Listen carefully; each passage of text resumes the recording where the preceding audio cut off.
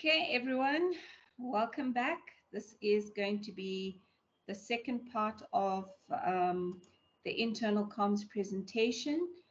The way it's going to be labeled on is the date of the lecture, and it's going to say part A or part B, just to get sort of for ease of navigating in terms of which of the presentations you need to access, etc.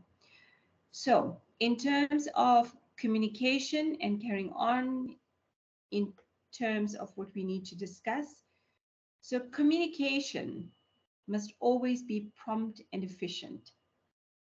Ensure business emails should be replied to within 24 hours. Include priority issues which form the content of the communication. Have regular evaluation. Be tested regularly to determine effectiveness or give direction. Now, one of the things as PR practitioners that we will experience, or you will probably experience when you embark on that career, is that public relations, you've got to be able to be agile, you've got to be flexible in terms of the environment constantly changes. There's always someone needing something. So prioritizing the work that needs to be done first is going to be a skill that you're going to have to build. And also determining what needs to get done now and what can be done at, say, 3 o'clock this afternoon. It's going to be able to make your life easier, and this speaks to planning. So remember that when communication is sent through, especially business emails, internally and externally, as a public relations practitioner, one of the things we have to do is ensure that we communicate. So the things that we've got to do is communicate, communicate, communicate. When you receive an email that pops up in your inbox from your boss, you can read it, and sometimes just acknowledging receipt of an email will suffice. Also, if your boss sends you through something that is expected, is expecting, or she's expecting you to do, you need to also establish timelines. Remember, if you are busy in the middle of like working on the employee newsletter or magazine, and for example, if you also manage crisis communications, if a crisis hits a business, that will take priority over the newsletter in terms of managing the process. So you need to also prioritize and to be able to ensure that you do not become overwhelmed. So the reason why I'm giving you this insight is I've been there. As a public relations practitioner or a manager, I have people coming to my door knocking and they need assistance with this, or there's a brand manager, marketing manager, or any of the senior executives or one of the directors coming through to your door, and these are all unplanned. So what I normally used to do, and this is me personally, in terms of structuring my life, I was generally at the office, and it's not a very healthy balance. So you need to actually, well, at that time it worked for me. So I was generally at the office between 20 past and 6:30 in the morning. And what I used to take that time for is to go through emails and things, or send emails as reminders for information that I needed, action things that I could, where the phone is not buzzing off the hook, or there was no people at the door that are needing assistance. That way, it helped me at least spend an hour and a half or 2 hours just focusing on things that I needed to action and respond, especially when it comes to email. If you receive an email from an executive, please respond, even if you cannot get to the task at hand, and respond acknowledging receipt of the email and advising that you will deliver as per the allocated time. Now, media tools used for communication, for internal communications. Now, remember I said in the previous recording that I'm going to use tools and platforms interchangeably. They, in essence, mean the same thing. So the communication tools selected will often depend on the subject matter that needs to be communicated to employees. Public relations must ensure that whatever the method that is being used, that it's suitable and appropriate for the different employees, and should also take into account their diverse backgrounds. The less sophisticated and educated the workforce, the less dependence on mediated communication and the more dependence on interpersonal, small group, and public communication. So what does this in essence tell us? Remember, when you are going to be in the workplace, it's not a one size fits all approach when it comes to the strategy, the activities, or whatever it is that you need to implement within the organization. So you have to take into consideration the platform. So as an advisor, and I always say we are advisors, we need to advise business leaders on the best path or the best method of communicating. If you look at COVID-19, the pandemic, so whenever the president addressed the nation or he had the family meeting, what I would do is I would extract the key points from his message while he was talking, and they make the recording of it is available online, and I would extract the points and write it into a very simple message. Not that people don't understand what the president says. Sometimes the president used to go into the complexities of the strategy in terms of managing COVID-19, which some of it was relevant to for the employees and some not so much. So the others were applicable to businesses, etc. So the communication encapsulated or covered points in terms of which employees needed to be well versed on. When the lockdown levels changed, moved up, moved down, that was also communicated to employees. The way I would do that was I would generally send a message. It would be in an email format, communicating. It's not as an attachment. I would create a new email, and in the body of the email, I would actually put the message on behalf of our CEO. In terms of getting the information through to the manufacturing environment, where people are not sitting in front of their computer, it would then be posted on the front page of the intranet, which is the internal website for employees only. And then in the manufacturing environment, you have sort of these mini team meetings, right? That would be held with each of the teams. So each of the teams would then brief their team on the developments that took place. So we need to actually think about the messaging and whether we can use email, because remember, email has become a tool that is used so extensively that sometimes I, for one, cannot keep up in terms of the number of messages in the inbox.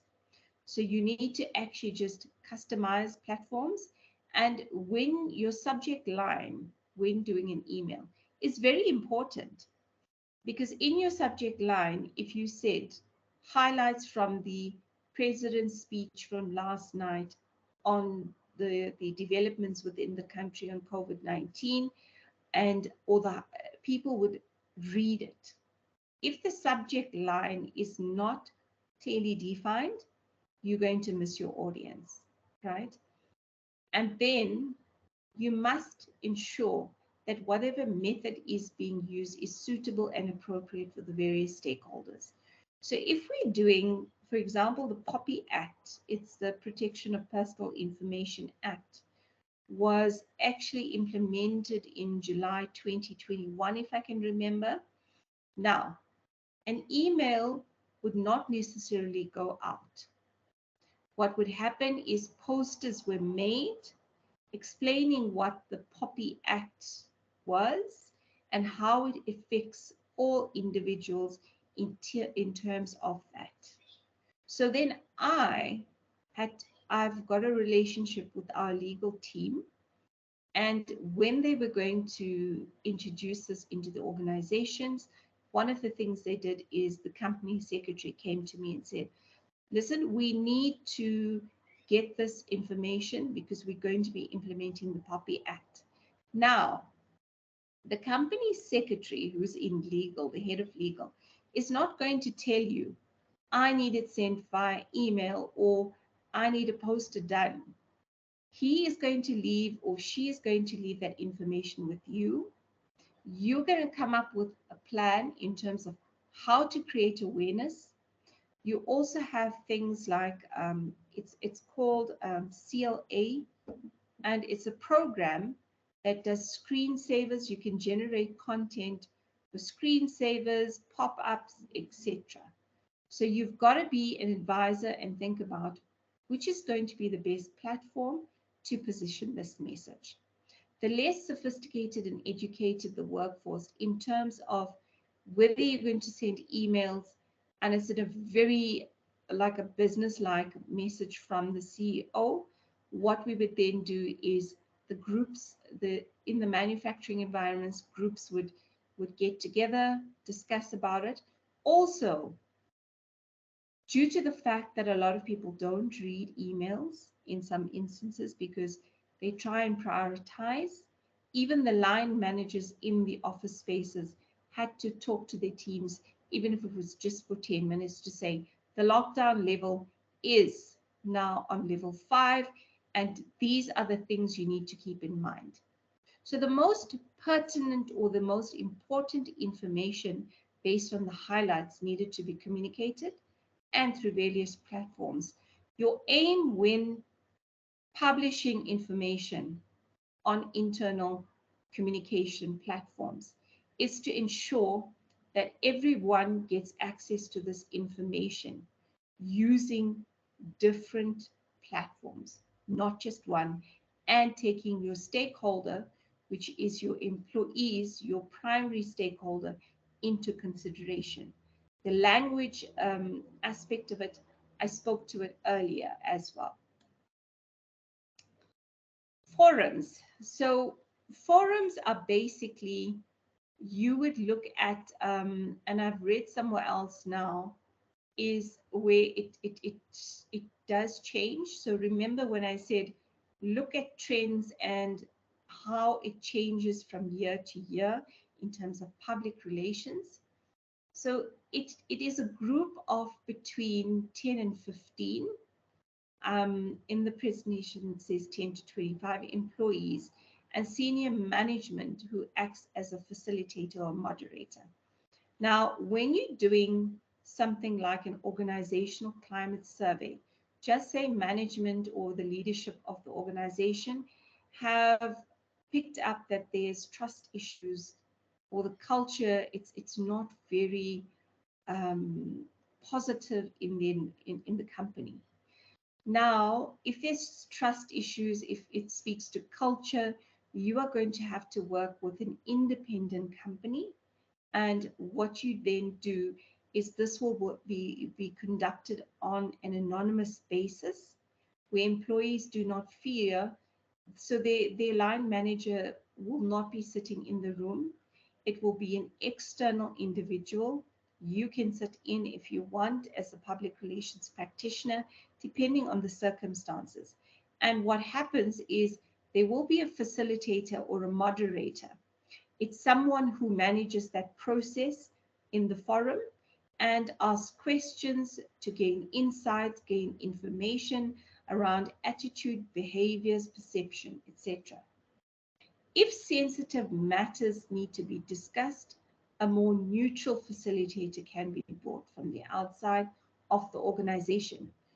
So one of the things we do is, when I have done organizational climate surveys, is that I generally use a neutral facilitator from an external organization who's not known to the people, and emphasis is made on the fact that this information is going to be collated. However, it's completely anonymous. That is when people tend to actually be open, honest, and you get the real critical information that is needed to build into your strategy through this research process. So forums is a form of research that's been done. Forums should be personal, open, interactive, and there should always be a specific format or topic identified ahead of time. So when people enter the room, just say 15 employees, and you have the facilitator, someone like myself, who's a public relations practitioner, can welcome the facilitator, introduce the facilitator, and also mention that this is going to be an anonymous uh, kind of research that's going to be conducted. The facilitator will be asking questions, and there are no names going to be attached to the feedback. In instances where the environment is very hostile, and you don't have a good relationship with employees, you may find that you would want to excuse yourself in order for the facilitator to get the best information out of the people and get really at the crux of what the issues are. So the forums should be carefully structured to ensure employee engagement and involvement. So you want people to be talking, you want them to raise issues, and then generally there is a scribe that captures the information that is being given in terms of, and that information is used as a larger picture as part of the research to identify key challenges that the organization is have. Employees should be encouraged to share viewpoints. So when the introducer comes through and is now presenting and engaging with the audience, the facilitator, whether it's a he or she, will emphasize that all viewpoints are welcomed. There's no judgment that's going to be passed, and it's quite a process. It's a process where you have to ensure that you mention it and make it clear to employees that all of their viewpoints are just as valuable. Forums enable and empower participants to feel authentically part of the process. So if an organization is going to be merging or they're doing something specific, you would approach it from an inclusive point of view where you get feedback from employees to be able to establish how do employees actually feel, or what is their attitude or behavior about this. Face-to-face communication is preferred, so forums tend to work. So forums, if you do them, it's a lot of work if you have a lot of employees within the organization. However, if you work with an external organization, they have slots, whether it's half an hour slots, and they group people. This is done in consultation with the line manager. So the line manager, if this process, the forums are going to be done over a period of 2 weeks. This week is year end or it's month end, and the people from finance have deadlines to meet. What would happen is the next week, when their deadlines are over, then they are welcome. They are invited to sessions. So you've got to do this process in consultation with line managers because they know the priorities and deadlines of their team, which then they needs to be taken into consideration. You don't want to approach it from an exclusive point of view where people are excluded, right? Not excluded. They're not included in the process. You want all employees to be given the opportunity to give their viewpoints and things like that. The good thing about getting an external company is when they have the scribe in the room, the scribe is able to compartmentalize or put the information together. Then, based on the person who's actually doing the research and the analytics, it is then collated into structured areas where there are challenges, where there is work to be done within the organization in terms of the internal environment. So basic steps for conducting a forum. This is part of your homework and self-study. Is you're going to look at forums, what works. So remember, with everything, there's advantages and there's disadvantages. This is something that you're going to need to go through and research a bit on it.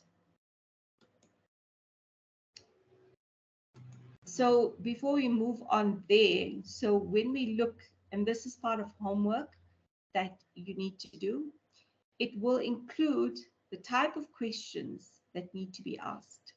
So you will work with the facilitator, and in terms of questions, you tell them what is the objective that you are trying to achieve, and they will structure it.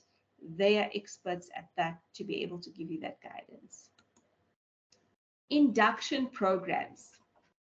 So when any new employee joins an organization, one of the things to be able to make their transition into the organization a bit easier is induction programs. And this is done either individually, and depending on the amount of people that are recruited at any given time, they would have it quarterly, monthly. So if someone starts, for example, in a new job on the 1st of April, they may not necessarily have induction immediately. Just say for the next quarter, the induction was happening on the 30th of April. They would then be part of the bigger group. It's normally a week. Sometimes in companies, it's 2 days, it's a day. It just depends on what is the company trying to achieve through the induction program. Remember, every company has a different structure in terms of the induction program. In terms of the induction program, you would have to work with your human resources business partner and your human resources team to coordinate. And in many cases, I've seen they have different segments. So for example, the CEO of the company will come and address all new recruits and or new talent. And then there would be a section probably on public relations and how this is tied into the company. How does it impact, and how do they need to be involved as a new employee in terms of that process? So you will have someone from finance, you will have someone from HR, different people. You would have someone presenting on what the values are of the company, on the mission, the vision. So the aim is to introduce a new employee to the company. HR and PR usually work on this together. The aim is to help a newcomer to adjust as quickly as possible to the new social and working environment in order to achieve maximum working efficiency in the shortest possible time. So what you want to do is integrate this new talent into the business as soon as possible. So if they are able to understand what the company is all about, and also what is the structure, how do things work in the organization, their integration process is going to be quicker and it's going to be seamless, meaning there will be less challenges along the way. Sure, when a new person starts in an organization, there will be some challenges. Maybe they don't know, like the latest SAP program that they've got to work on, or to upload a new vendor on the system. They've got to be trained. So apart from the induction program, training will take place which is job specific or to a person's role that they may need training. Also, in some instances where a company has more than one facility, so you might have the head offices based in Boksburg, and then you've got a manufacturing plant where products are actually manufactured, or you have other like offices where there are sales representatives. So what would normally happen is they would put together a program where these new talents or new recruits would actually be taken a tour in terms of the office. So, for example, the office on the first day, generally the human resources business partner would take someone so that they would be comfortable in the environment that they're placed in. So if they're in a head office, is to navigate and identify where the restrooms, where's the canteen, etc. So that would normally happen on the first day. Training or induction programs also take place in different formats. In some companies, they are pre-recorded sessions like the one that we're doing now, and it's placed on the internet where employees can then access and go through it. This happens in cases where it's very large organizations, and the footprint is in terms of the presence and where the offices, the manufacturing facilities are it's the distance is just geographically it's a nightmare. So what would happen is the induction program would be pre-recorded and it would be placed on the internal website, and every new person would need to access that. Also, induction programs, because they are revamped and as things change, they are revised. Employees who have been there with the company for maybe 8 years, if they need to, they can go through and refresh their memory in some of the things. Or if you've been there like 6 months and you've forgotten now where you can find policies for the company, you would be able to then navigate to be able to access that. Induction programs should happen as soon as possible as the new staff member joins the organization, either the first week or at latest the first month. So on the monthly basis, if the company has recruited 200 people, what would happen is they would make use of a big venue like the auditorium if they have one, and then that is when the induction would be conducted. In other cases where employees are being recruited, maybe one employee a week or one employee in 2 weeks is, joins a company, that would be a different approach would be used. But you need to work very closely with your HR business partners. Hence, bringing me back to my point about building strong relationships internally. So please keep that in mind. Printed and graphic information.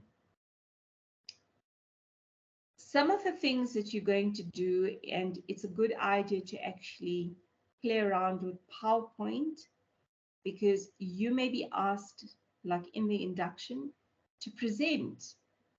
You would need to navigate around PowerPoint. You would know how to add transitions or whatever the case may be. You need to understand that. So, and you have to have a very fine eye in terms of being able to look at something and see whether it's creative enough.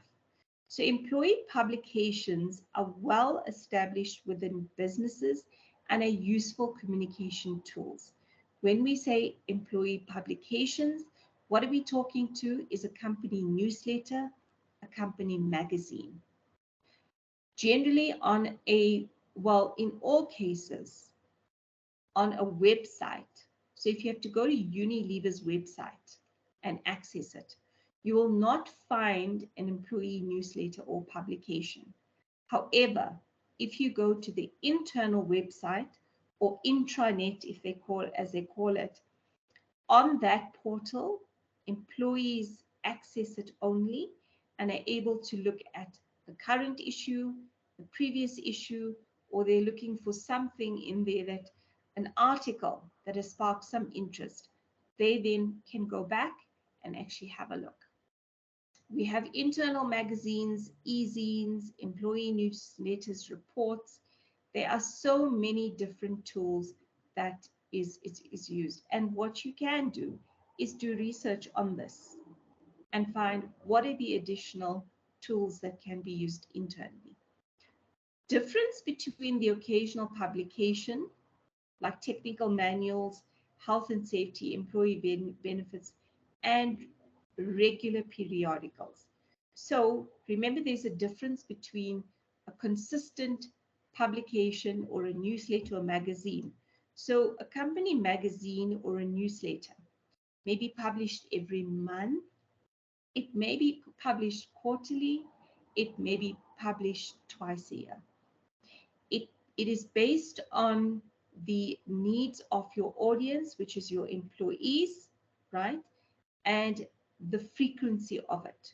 So one of the things you're going to do is, if you're a newly appointed public relations practitioner for a company, you need to do the research to see, okay, this publication is being published quarterly and employees have access to a printed copy or an electronic version. When you're doing your strategy, you need to assess, does your employees want the magazine quarterly, or do they want a monthly publication? Then the difference between, like if a health and safety manual comes out, that with the new legislation, and a printed copy is given to each employee, that is different from the newsletter and magazine. It's a business need and requirement from a health and safety point of view.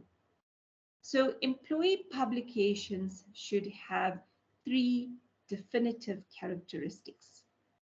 They must be informative. They must be educational. They must be entertaining. Now think about in your own life, if you buy magazines, you would go and buy that magazine again. Why? It was informative, it was educational, it was entertaining. So what I tried, and this has worked really well in a lot of organizations, is when you look at employee magazines and newsletters, the one thing is you want to do is keep some corporate information. So we're talking about the Protection of Personal Information Act. You would put a small snippet in there about the fact that this was introduced into legislation in July 2021. And these are the main aspects of the act and why you need to adhere to it. Short and sweet, right? Use pictures. You cannot have articles that are text intensive, because when you pick up a magazine and you read, and if it just has 2 pages of writing, I generally read the headline, which can sometimes be misleading. And then I read maybe the first and second paragraph to see if it needs to almost have a hook. We call it a hook. So when you start reading an article in a newspaper, or in like the case of the internal magazine, you've got to see, has this article caught my attention, right? And if it's caught your attention, it has done what it was supposed to do. It needs to be informative, educational. So creating awareness about how to save would be very educational and very informative for me. Simple ways that where you don't need thousands and thousands of rand, that you can save money. Remember, images are key. Also, to keep it entertaining, is you run internal competitions. And now I go back to the point about building internal relationships with your stakeholders. So if you have brand managers and marketing managers, right, you can ask them to sponsor prizes. So whether it's a gift basket with products that the company manufactures, right, with 500 Rand, and you'll see this when you look at like magazines and things, you'll see win a hamper, a pamper hamper to the value of 500 Rand.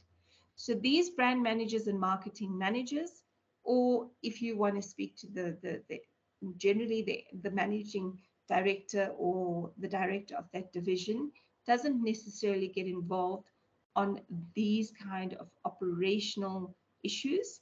They're more in terms of looking at the business and the business being sustainable, financially coming up with new products, new packaging and things like that. So then you build relationships with the marketing and brand managers, and if you ask nicely, they will probably be able to sponsor you 3 hampers even. I've done it before, and I've got prizes to the value of even up to 1,000 Rand, giving things away like power banks. So the thing about the marketing division, they have a lot of campaigns. And with that, they have a lot of branded promotional material, even up to anything like your water bottles, your power bank is very useful. So things like that can be very, very key. Building those relationships, so when you ask, that brand or marketing manager is going to assist you. Very important. Objectives for communicating to staff. So staff or employees, so we use staff and employees interchangeably because it's one in the same. Staff, employees. They should foster a feeling of unity. They should keep employees informed about company activities. They should enhance employee understanding of companies' operations, departments, divisions, new products, company benefits. They should show the company's involvement in community affairs, useful tips like tax tips, preventative health measures, and financial advice. They should improve the productivity and instill a strong awareness and understanding of the importance and the quality of an entire business process. Productivity and quality are the key elements of job security, improved income, and expanded benefits. So generally, any publication you will see, magazine that you pick up, you will see there's an editor. You are going to be the editor. You are going to be able to do an editor's note, which is generally next to the table of or the index, right? Explaining why was this issue created? What is the key focus? If it's World Health Day, focusing on that, or tips, financial tips. You get so many key days in the year that are not actually maybe plotted on the calendar because they are not holidays, right? But your 16 days of activism. What is the company doing? So when you look at the activities that needs to be included, employees need to understand that the factory in Wadeville is expanding, and this is what the factory, why the factory is expanding, right? If there's a new product, a lot of companies do this. They manufacture a new product, they do something called desk drops. So you would go through, someone would go through and they would leave a free sample of the product on your desk with information about it and the benefits, or if it's a new packaging. It should also, the magazine or the newsletter, incorporate what the company is doing to support the local communities. Whether it's a food gardening project that they're doing, skills development project within a community, how to curb the instances of poverty and hunger, right, in specific communities, or techniques on water harvesting to resolve issues in specific communities. Those are the kind of things people want to read about employees. They want to understand, in as much as they want to receive the information, they want to know what is it that the company is doing. Launching a new product, they're building a new factory. And pictures, guys, I cannot emphasize you've got to have a journalistic and inquiring mind. What would I like to see in this article? Ask yourself that question. Is this story newsworthy enough? Because one of the things that you need to do if you're going to be specializing in this area is you've got to make the decision of what sits on the front page. So very important is to understand that story has got to be wow. Anything that you see on a magazine cover, it's a story that's going to be something you're going to read and it's emphasized, right? We've talked about tips like your tax, preventative health, and financial advice, things like hypertension, right? Cancer awareness. All of those things, it's World Diabetes Day, or there are just so many. I would suggest going and researching and look at the different kinds of days. So you have got to do, from a planning perspective, a lot. I have a calendar which usually sits on a wall. It used to sit in my office. It's plotted. Each page has a different month on it, from Jan to December, and each block I would put Human Rights Day is on that 21st of March. So I don't communicate on the 20th or on the day when no one is at work. You communicated a few days prior in terms of it's World Health Day or Hypertension Day. Then what you can do is look at your business. And if you're in a pharmaceutical business and medication is manufactured to treat hypertension, that brand, if you speak to the brand or marketing manager, they would probably sponsor like a 4-page advert. What you can do as a bargaining chip is that if brands, or just say product manager or marketing manager, wants to advertise in the magazine, they can then carry the cost of it, or it can be linked to a competition like I mentioned earlier, and then they are able to you can build more stronger partnerships. Okay, so that is very key to remember. Design requirements for internal documents. Remember, it's got to be visually appealing, good readable text. Length should be long enough to cover just the highlights or the main topics. Credibility. Now, information that's not credible is dangerous. You've got to make sure that when you're publishing something, I often do this when I'm doing a newsletter or magazine. When someone submits a story, for example, someone in the manufacturing environment has completed their degree, right? It's we call them human interest stories. They would send me a write-up, and then what I would do is, remember, your audience, your employees are not writers. They spelling, grammar, you're going to find all of those things when they send you the document.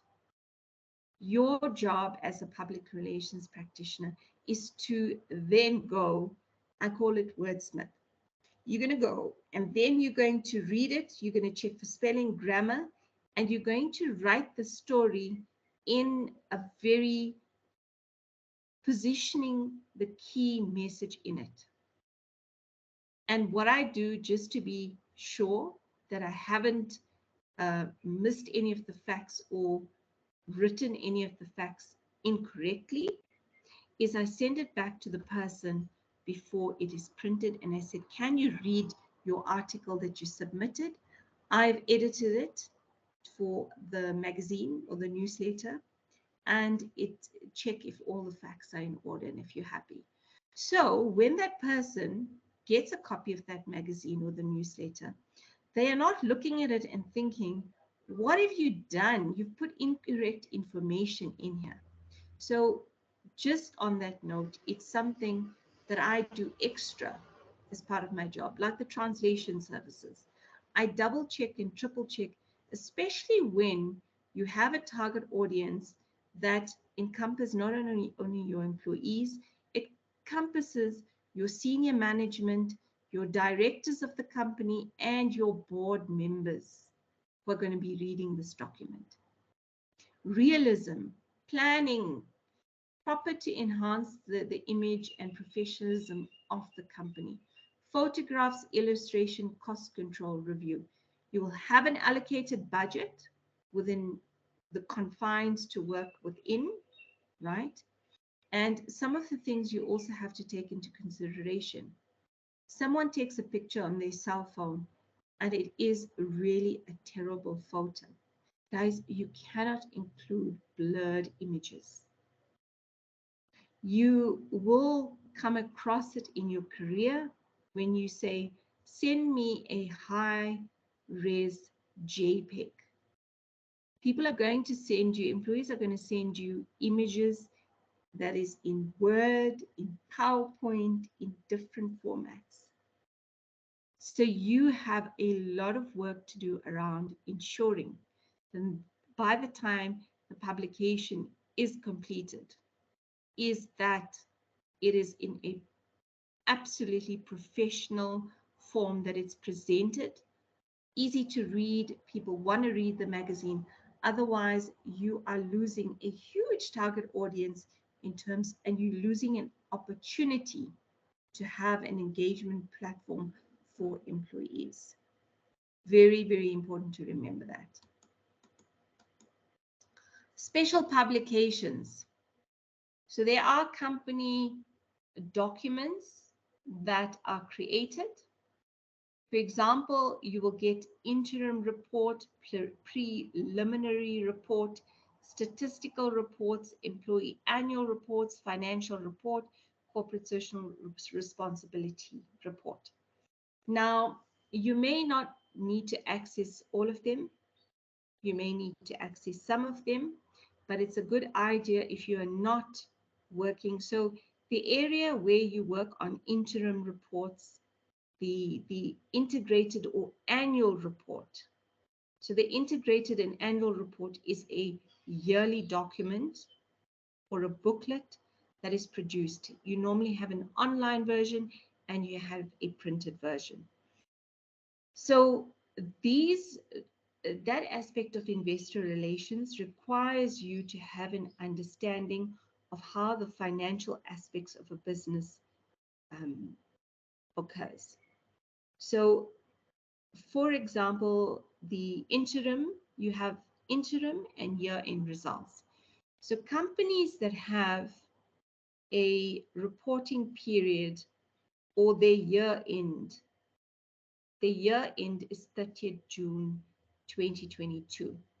The new financial year will start probably on 1st July 2023, right?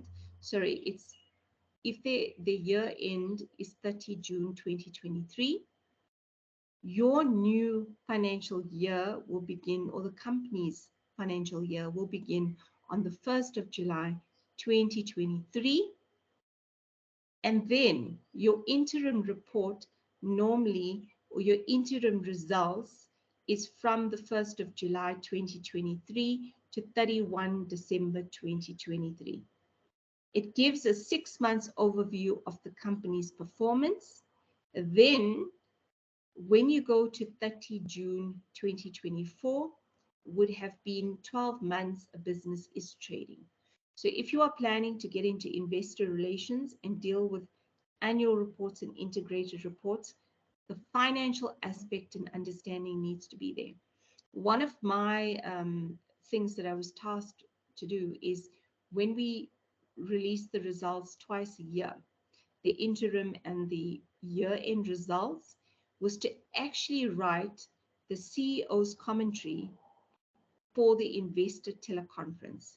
So we used to have a teleconference and a webcast where investors and people who are interested in the company, media, shareholders, they would dial in. So that commentary was part of my job to write for the CEO. And I needed to have an understanding of the financial aspects, even a corporate social responsibility report. So for Nestle South Africa, I published their very first, many years ago, their very first corporate social responsibility. It was a coffee, they call it a coffee table book, which is generally when you walk into companies, the waiting area would have a book there, or in the CEO's office, and the table that he sits when he has guests, he will then have copies of that booklet.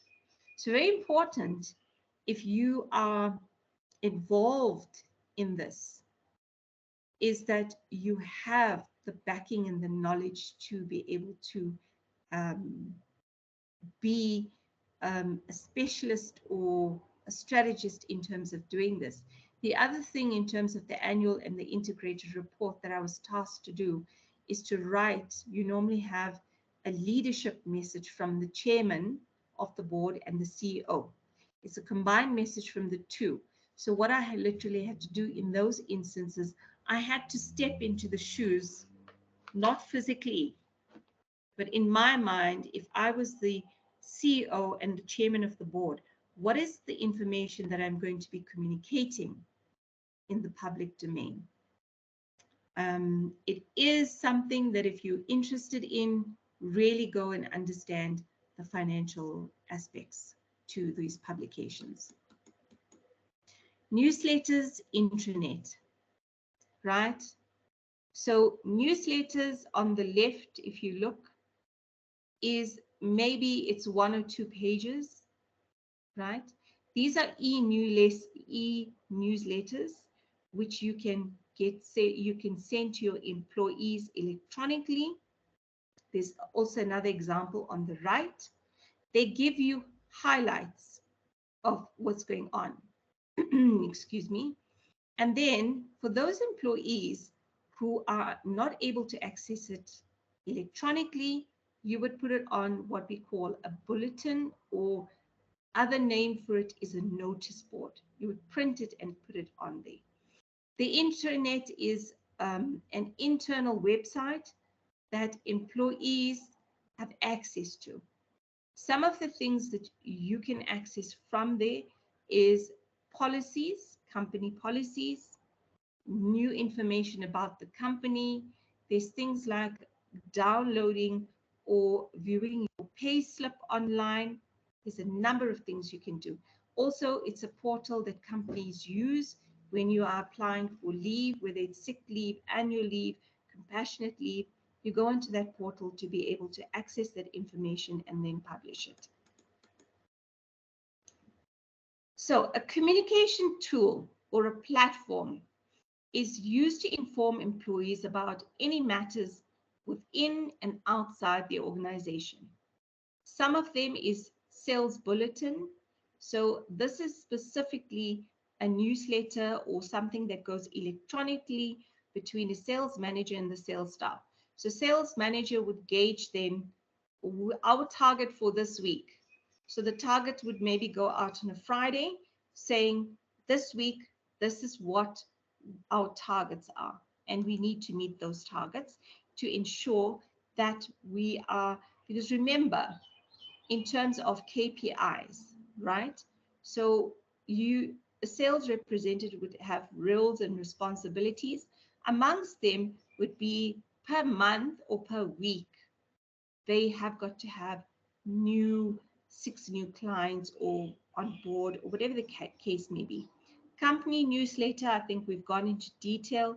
Company magazine, all of those things I've covered quite in detail. Company newspaper may be similar to a popular newspaper, notice board, useful information on informal, formal communication, and the intranet, which is the internal website. We've discussed these tools in detail. The other thing to remember is with notice boards, yes, they are still relevant today. You find them in companies, especially when you have manufacturing environments where people are not sitting constantly behind a computer, right? So in order for those employees to access, for example, the intranet, maybe twice a week, or they have in their break an opportunity to go check their emails, check what's happening on the intranet. They have sort of a pool of computers that an employee can log on and actually access information. So those are just some of the examples. Other companies use different kinds of tools. So one of the other tools that is becoming more and more popular, also keep in mind how information is received by an employee, the speed at which it's received. So it's a system called CLA, and maybe there are other programs and software that can be affiliated with it. So when you walk into a building of a company, you might see these big TV screens with information being published. Now, these TV screens are put in, they are installed in maybe your canteen, in pause areas. If you have a company with many floors, it's pause areas that it would be installed there. And some of the information that can be generated is you have stills of maybe an advert of a new product, a new packaging design, information about the results of the company, anything company related information would go up. There are other part of those programs. There are other aspects to it which are also very popular. So part of that CLA program, you can generate a pop-up. So you can either make them pop-up mandatory, or you can get people to snooze it for an hour and go back to it later. So these tools and platforms are not solely the only tools and platforms that are used in companies. Other companies use different platforms, but these are the common ones that you would find in organizations. Some of the guidelines in terms of when you are making use of these tools and platforms. Policies understood by board and management staff. Policies explained to staff. Editors at the heart of the communication network is what we've discussed earlier, that your decision also to identify what goes on a cover page is going to be you as the advisor doing this, right? Editor's tasks must be clearly defined. So most cases, the public relations practitioner is the editor. In some instances, the CEO prefers to be the editor of the magazine. In that case, you're not going to just write up a message and publish it. What I did in my experience is that because it's a message from the CEO and I've written it on behalf of him, I would send it to him. Please don't send it to him the day before and say, I need it in an hour. CEOs are extremely busy running a business. So you would need to ensure from a planning perspective that you send it way in advance so that when he has the time or she has the time, they will look at it. It must be professional. When you look at it, you must be proud of the work that you've done. Publication must be regular. So if it's a monthly publication, you can't publish it 1 month. Then the April goes by, there's no publication. Then in May, you have a publication. If your timelines or your your plan is structured monthly or quarterly or biannually or once a year, make sure you stick to that, right? It should cover employees' interests. So human interest story, someone who's graduated and they've got their degree and it took them such hard work. What I would normally do is include a quote from that person telling us about the experience, because you are doing these studies, your PR2 full time. You have people that will be working and studying. So what's going to happen is for them to have actually attained that degree or qualification took them a lot more time, effort, and sacrifice, because they have to be constantly going through it. So human interest stories promote two-way communication. So on the newsletter, you can have an IT can create this for you, a specific mailbox that is for the newsletter or the magazine. Competitions aim to inform, educate, and interest readers. That can be entertaining.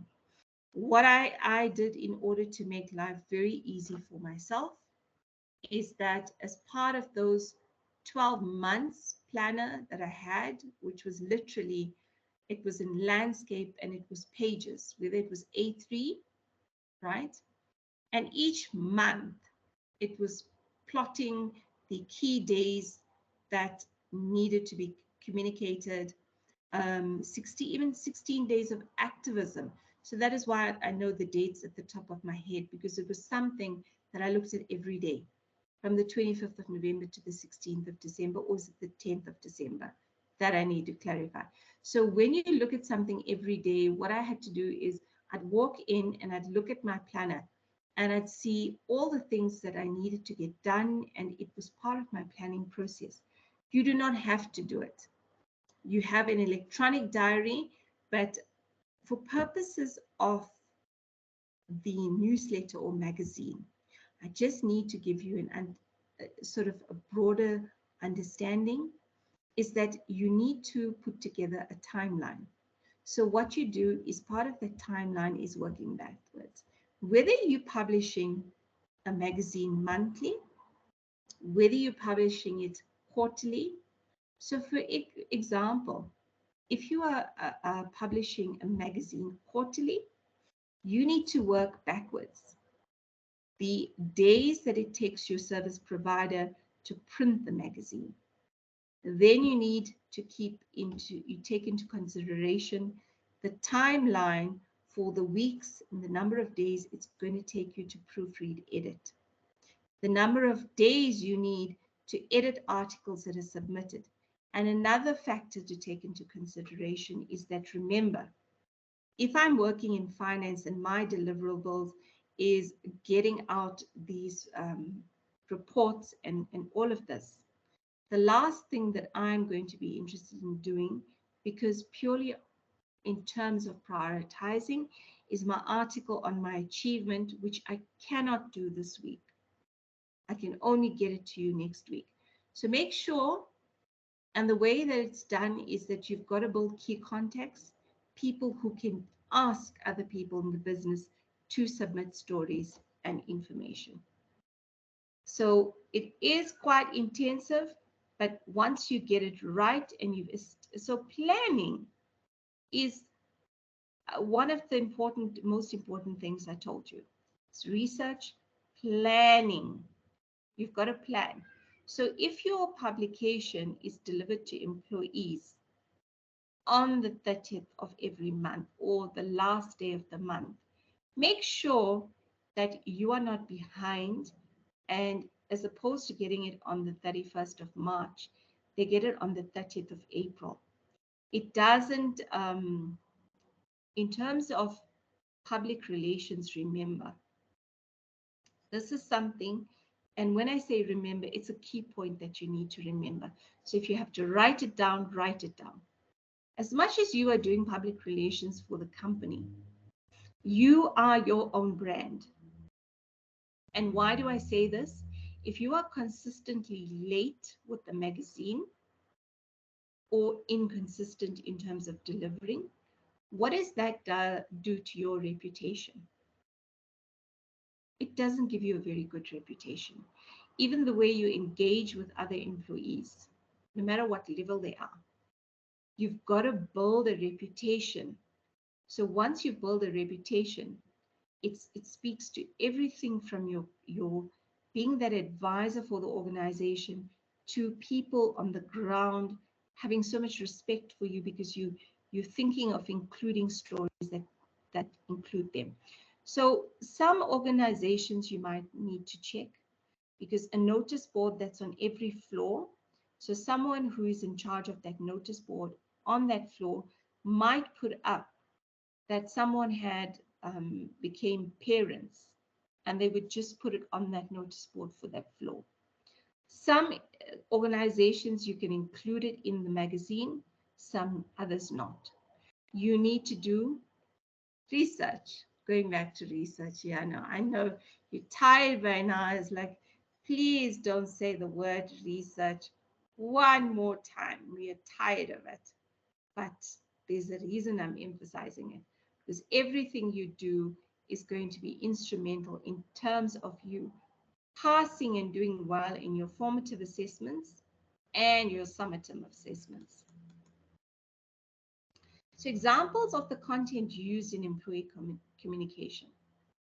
Promotions, whether a company is promoting a product or new packaging. Retirements, someone who has spent 30 years of their life in a company, yes, they need to be featured. They've been loyal to that company for 30 years. New appointments. So now you've got to look at this in terms of a couple of things when you are including information.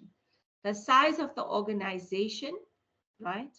Because if you have an organization of 50,000 people and you have in a month 200 people starting, are you going to be able to profile those 200 people in the newsletter? You use another platform, notice boards, your intranet under new, you have a folder that says new employees, and people can click on there and then it would have information on new employees. Transfers, if someone is being expatriated to Nigeria, where they are working for the same company and they've been nominated to go there to do some great work. Yes, awards like the best employer, like I mentioned, Unilever, the best employer of the year. Hobbies and interests of people, like someone who is a singer and they've gone and they've published a record. Sport, so companies have their internal soccer teams, volleyball, netball teams. You can include, these are the teams competed and these are the teams that won. Exam results, like someone diploma or their degree, they've achieved it. Unusual holidays. So this one is a bit tricky because you have Buddhism, you have Christianity, you have Islam, you have Hinduism. So what I would generally do to make it less complicated, and what you do also as part of your planning. In December, you already look at when is the Jewish holidays, the main holidays. The Christianity, Easter, a message needs to go out soon in terms of Easter. What I would normally do is this kind of information where I'm wishing, like Muslims are going to start their fast, Ramadan. I would put it up on the TV screens, a message wishing all colleagues who are observing or celebrating something well over, this period. Product research and development. You were a company that came up with the very first vaccine. Human interest stories, competition. If there's a certain division that's gone on a conference, you can include it. Incentive schemes, remember, if it's including the entire company, then yes. If it only includes your directors, are you going to include it? No, it's going to create problems. So information, remember, that's published needs to be for the benefit and applicable to all employees. Social events, like your company has introduced a wine tasting event, right? A social club. Community involvement, so CSI projects that you've gone through, and there are pictures of employees planting vegetables. Company performance, so I spoke to you about in the half-year results and the year-end results, where a company, how they performed, are they doing well, not? Yes, that's the kind of information you would include. Some sales records where for a certain brand where they've surpassed or broken their targets, like they've overachieved, it would be something to include. AIDS, TB, COVID-19 education, etc. So these are only some of the information that you can include. There's so much more. Other types of tools or platform used in internal public relations. Welcome videos. I spoke to you about the induction. Corporate TV or radio channels. Boston Media House has their radio station, right? That's customized. Corporate podcast, an intranet app, also mobile apps, WhatsApp groups. So like I've created a PR2 group, different, so maybe the plant in Olifantsfontein in Clayville, the line manager would open a WhatsApp group for just the team that is working at that facility, for updates, for challenges, etc. Instant messaging like your pop-up or other tools, Zoom calls, meetings, team building days, training videos, podcasts. I think I've covered that in detail extensively. Internal communications, and how does that tie into your portfolio? When we're talking about your portfolio is your summative assessment. So you will be required to put together a 1-year PR plan for an organization using tools or platforms we have access to in public relations. Your job is to inform, educate, and entertain your employees or staff for an entire year. What tools would you use and what messages would you deliver on? So think about that and how critical it is in terms of what needs to be done, right? Internal communications, I've got into a lot of detail, is for you to understand that it's a very big part of your portfolio.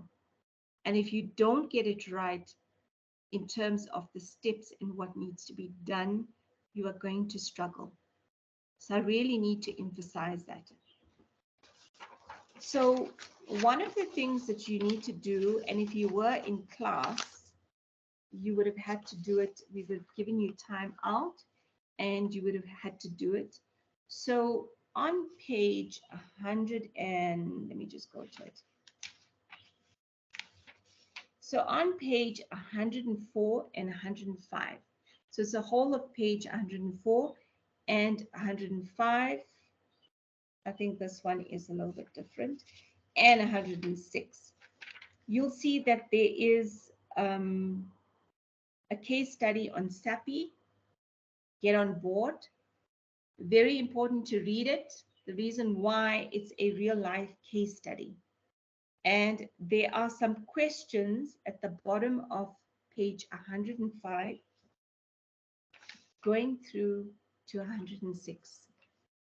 If you were in class, we would have given you time out for you to actually go and complete that exercise individually and then come back and present it in class, and then we would have debated it.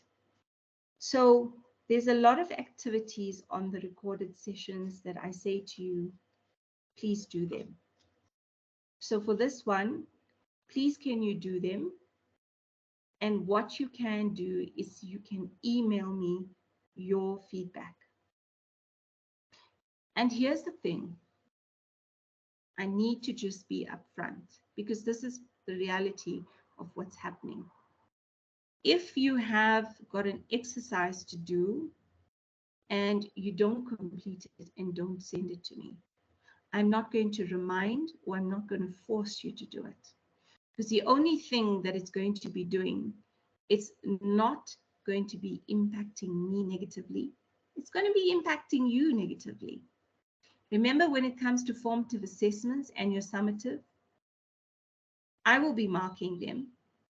And we also have a moderator that looks at it to see that the mark is fair. So you need to sit down and think about it and take this seriously.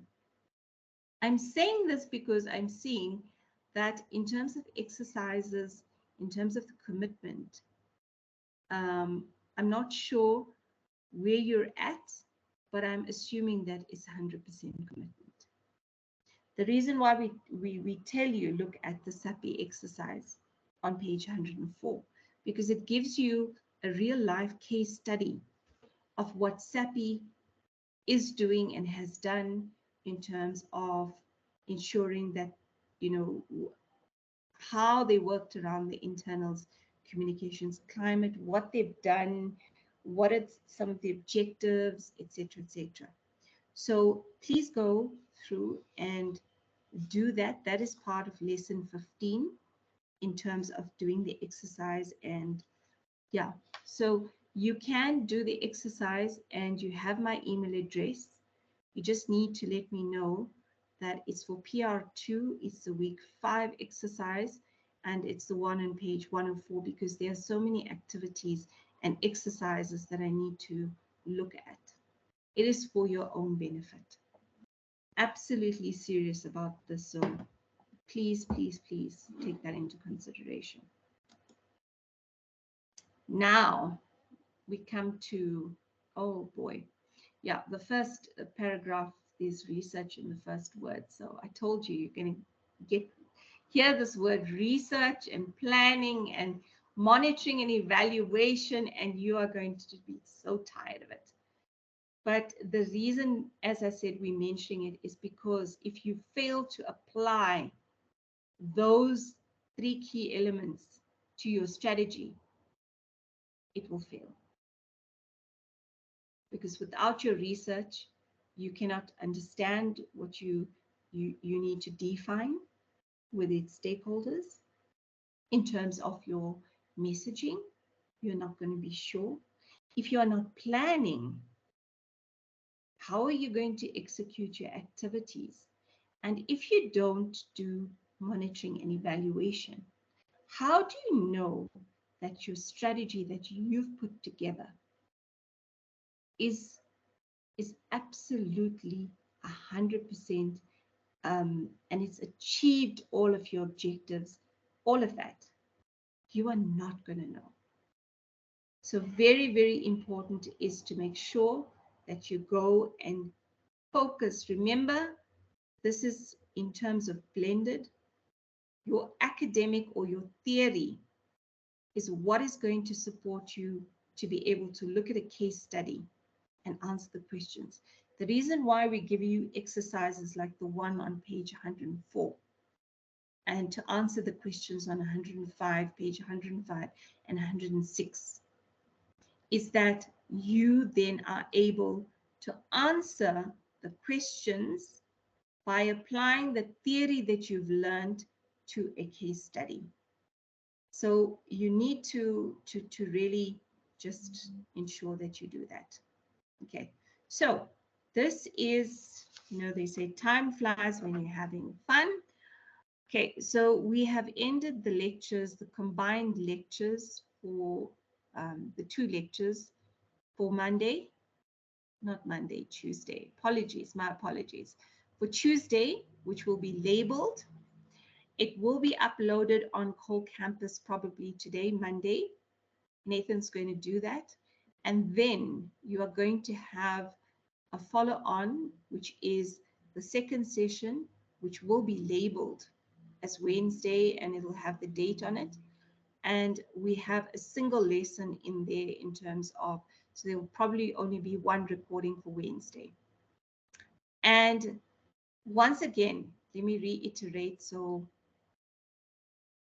we have channels and platforms: email, WhatsApp group, and you've got my details. But if you have a question, rather apply it on the WhatsApp group. If it's something that you don't want to ask on the group or need help with, you're more than welcome to WhatsApp me separately, and I will do my best to answer your questions. I think in terms of the recording, it's quite clear. I have really gone into a lot of detail. I've covered a lot of detail in these two sessions. So I am going to end it now, and I'm going to also then share the recording for the Wednesday's lecture, and that will be labeled. It will be uploaded, and the link will be shared on Core Campus. So thanks everyone, and I will connect in terms of the next session, and we can take it from there.